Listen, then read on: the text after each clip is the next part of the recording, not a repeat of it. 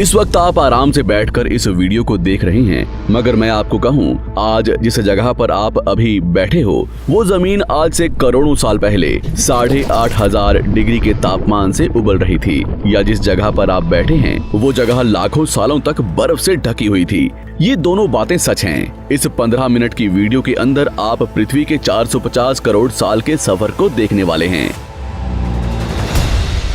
जिस जगह आज हमारा सौरमंडल है, वहाँ विभिन्न प्रकार की गैस और धूल के बादल हुआ करते थे। वैज्ञानिकों के मुताबिक इन धूल के बादलों से दूर एक तारा हुआ करता था। वक्त के साथ साथ उस तारे की ऊर्जा कम होने लगी, जिसके कारण उसके अंदर एक विशाल विस्फोट हुआ। विस्फोट की वजह से अंतरिक्ष की ये धूल एक दूसरे से दबने लगी। इस दौरान बादलों में स्थित धूल के कण दबाव और गर्मी के कारण बड़े उल्कापिंड और पत्थरों में परिवर्तित हो चुके थे, और इसी दबाव की वजह से इन बादलों में स्थित रेडियो एक्टिव पदार्थ ने ग्रेविटी का निर्माण किया। इस ग्रेविटी के कारण बीच में हाइड्रोजन और हीलियम इकट्ठा होने लगे। बीच के इस भयंकर दबाव के कारण एक विशाल विस्फोट हुआ, और इसी विस्फोट के कारण हमारे सूरज का जन्म हुआ। अंतरिक्ष में फैले एस्टेरॉयड यानी क्षुद्र ग्रहों में भारी वजन की वजह से सूरज के करीब आकर सूरज की परिक्रमा करने लगे। धीरे धीरे इन्हीं एस्टेरॉयड में भारी टकराव हुआ, जिसके फलस्वरूप मरकरी, विनस, अर्थ और मार्स जैसे ग्रहों का निर्माण हुआ।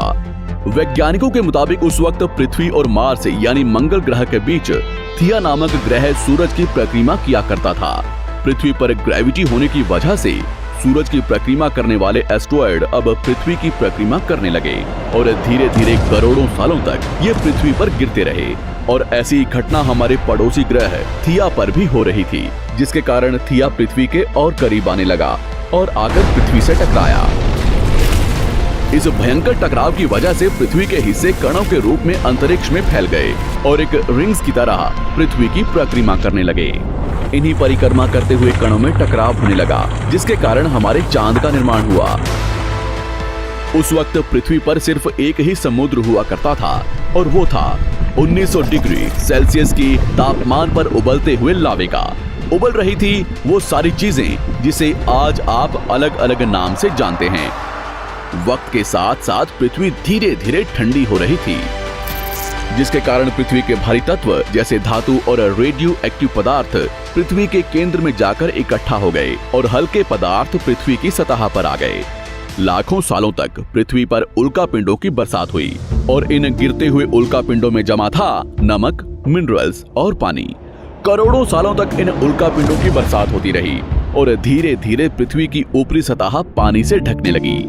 वैज्ञानिकों के मुताबिक यही वो वक्त था जब दूर गहरे पानी के अंदर निकलते ज्वालामुखियों से पहली बार सूक्ष्म जीवों का निर्माण हुआ। लाखों सालों बाद की तादाद में ज्वालामुखी निकलने लगे, और आने वाले लाखों सालों तक इन ज्वालामुखियों का निकलना जारी रहा, जिससे पानी के ऊपर जमीन का निर्माण हो रहा था।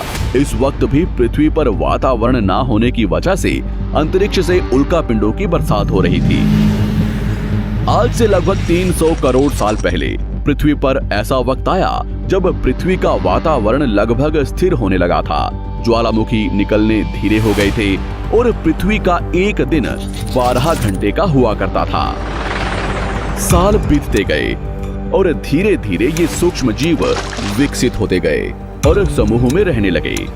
आज से लगभग 250 करोड़ साल पहले पहली बार पृथ्वी पर ऐसे जीवों का निर्माण हुआ जो जीने के लिए ये पानी के अंदर के मिनरल्स यानी खनिज पदार्थ और धूप का इस्तेमाल करते थे, और मल त्याग के रूप में ऑक्सीजन बाहर निकालते थे। इस वक्त तक पृथ्वी पर ज्यादातर ज्वालामुखी निकलने बंद हो चुके थे, और इन माइक्रोबैक्टीरियाज की वजह से वातावरण में ऑक्सीजन की मात्रा बढ़ रही थी। वातावरण में ऑक्सीजन बढ़ने की वजह से पृथ्वी का वायुमंडल बनना शुरू हुआ, और आने वाले हजारों सालों तक वातावरण में ऑक्सीजन की मात्रा बढ़ती रही, जिसकी वजह से पृथ्वी के ज्यादातर हिस्सों में ये सूक्ष्म जीव फैल गए। हजारों सालों बाद एक वक्त ऐसा आया जब पृथ्वी में ज्यादा ऑक्सीजन बढ़ने के कारण ये सूक्ष्म जीव मरने शुरू हो गए।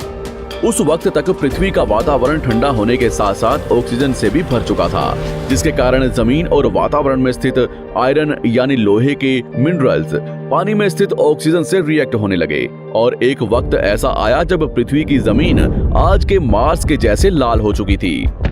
वक्त बीतने के साथ साथ धरती की टेक्टोनिक प्लेट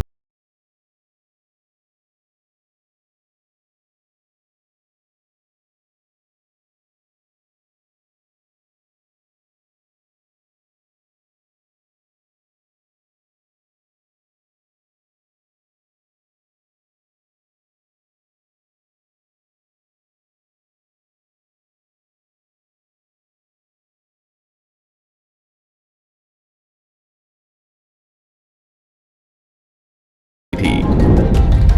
आमतौर पर जब धरती पर सूरज की किरणें गिरती हैं, तब जमीन उन किरणों को सोख लेती है, मगर क्योंकि पूरी पृथ्वी बर्फ से ढक चुकी थी और क्योंकि बर्फ सफेद और चमकीली होती है, जिसके कारण सूरज की किरणें धरती पर गिरने के बाद वापस चली जाती थी। इसी कारण से पृथ्वी कई लाखों सालों तक बर्फ से ढकी रही, मगर फिर से पृथ्वी के अंदर स्थित गर्मी ज्वालामुखी के रूप में निकलना शुरू हो गई और इन ज्वालामुखियों से निकलने वाली गर्मी ने बर्फ को पिघलाना शुरू कर दिया।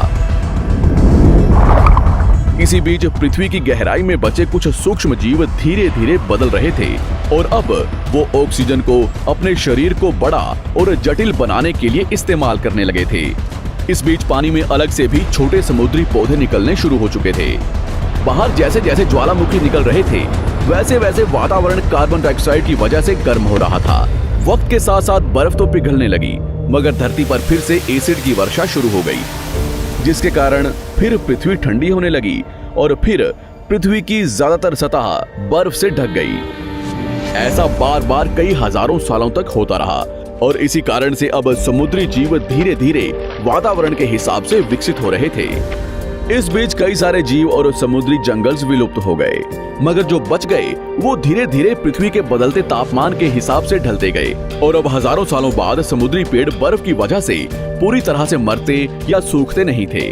अब सूक्ष्म जीव समुद्री जीव बन चुके थे। जब फिर से ज्वालामुखियों ने पृथ्वी की बर्फ को पिघलाना शुरू किया, तब ये समुद्री पेड़ जल्दी विकसित होकर फैल गए।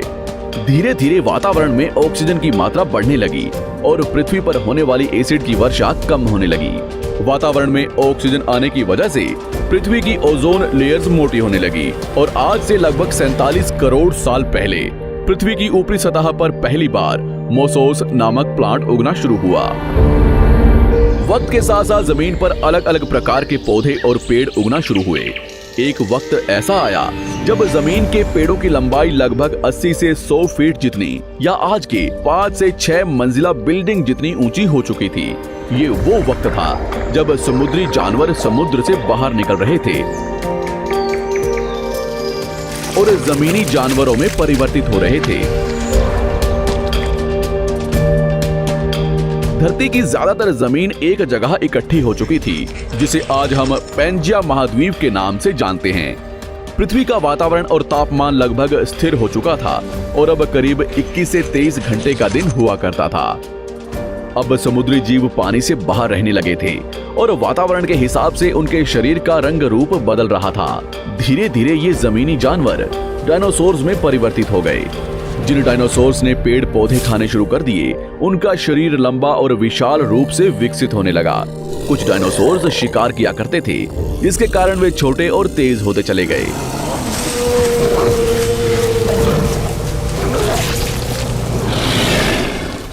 पृथ्वी की ऊपरी जमीन एक जगह इकट्ठी होने के कारण ज्यादातर जमीन रेगिस्तान और बंजर हो चुकी थी।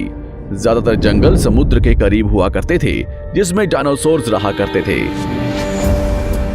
आज से लगभग 20 करोड़ साल पहले पैंजिया महाद्वीप टूटना शुरू हो गया। पैंजिया के विभाजित होने की वजह से पृथ्वी की ज्यादातर ऊपरी जमीन पानी के संपर्क में आने लगी, जिसके फलस्वरूप पृथ्वी पर हरियाली बढ़ती गई, जिस वजह से डायनासोर्स और ज्यादा विभिन्न और विशाल होते चले गए। डायनासोर्स ने आने वाले लगभग 20 से 30 करोड़ सालों तक पृथ्वी पर राज किया। उस वक्त डायनासोर्स समुद्र से लेकर जमीन और आसमान तक पूरी पृथ्वी पर राज किया करते थे।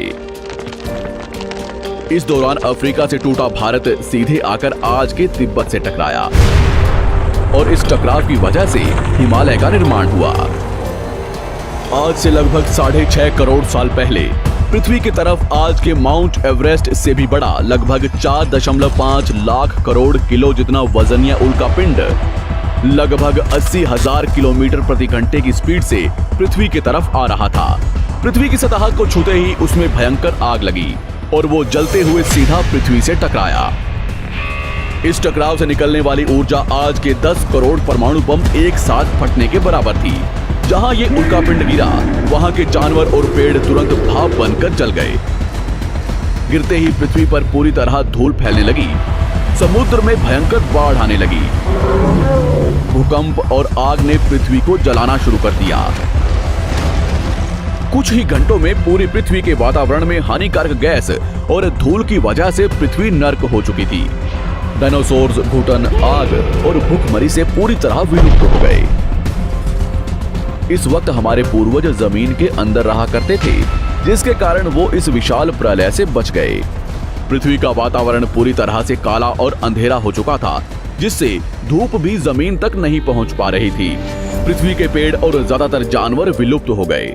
वातावरण में धूल और हानिकारक गैस के कारण पृथ्वी पर फिर से एसिड की वर्षा शुरू हो गई और फिर पृथ्वी ठंडी होकर बर्फ से ढक गई। लेकिन इस बार पृथ्वी की बर्फ लाखों सालों तक नहीं जमी रही और 80 से 90 हजार साल बाद ये बर्फ पिघलनी शुरू हो गई। जैसे ही धरती पर वातावरण फिर से पहले जैसा होने लगा, वैसे ही ये छोटे जीव जमीन से बाहर आना शुरू हो गए। उस वक्त पृथ्वी की बर्फ पिघलनी शुरू ही हुई थी, जिसके कारण अफ्रीका में घने ठंडे जंगल हुआ करते थे और इसी बीच ये जमीनी जीव बंदरों में परिवर्तित हुए। मगर जैसे जैसे पृथ्वी गर्म होने लगी, वैसे वैसे अफ्रीका के ये जंगल सूखने लगे। जंगल की चीजें खाने वाले बंदरों को खाने की कमी होने लगी। खाने की तलाश में इन बंदरों ने अपने पैरों पर चलना शुरू कर दिया, जिससे उन्हें दूसरे जानवरों के शिकार करने में मदद मिलती थी। धीरे धीरे बंदर एप्स यानी वानर में परिवर्तित हुए। खाने की तलाश में ये एप्स पृथ्वी के दूसरे हिस्सों में फैलने लगे और धीरे धीरे उनके शरीर का रंग रूप वहां के मौसम के हिसाब से बदलता गया। वक्त के साथ साथ हम आदिवासी बने। हमने हथियारों से लेकर आग का आविष्कार किया। हम धीरे धीरे इंसान के रूप में विकसित हुए। हमने धर्म से लेकर परिवार, भाषा और संस्कृति का निर्माण किया और वक्त के साथ साथ हम विकसित होते चले गए और आज हम इस पृथ्वी की सबसे विकसित प्रजाति बन चुके हैं। पृथ्वी को आज के जैसे बनने में लगभग 450 करोड़ साल का वक्त लगा है और हमें एक छोटे जमीन में रहने वाले जानवर से इंसान बनने में कई लाखों सालों का। मगर हमने इन 100 सालों में जितना पृथ्वी को गंदा और तबाह किया है, उतना आज तक किसी भी प्रजाति ने नहीं किया होगा। हम फिर से धरती को गर्म कर रहे हैं और कार्बन डाइऑक्साइड की मात्रा बढ़ा रहे हैं। वैज्ञानिकों का मानना है कि पृथ्वी पर फिर से विशाल परिवर्तन होने वाला है। भविष्य में पृथ्वी कैसी होगी, जानेंगे हमारी अगली वीडियो में।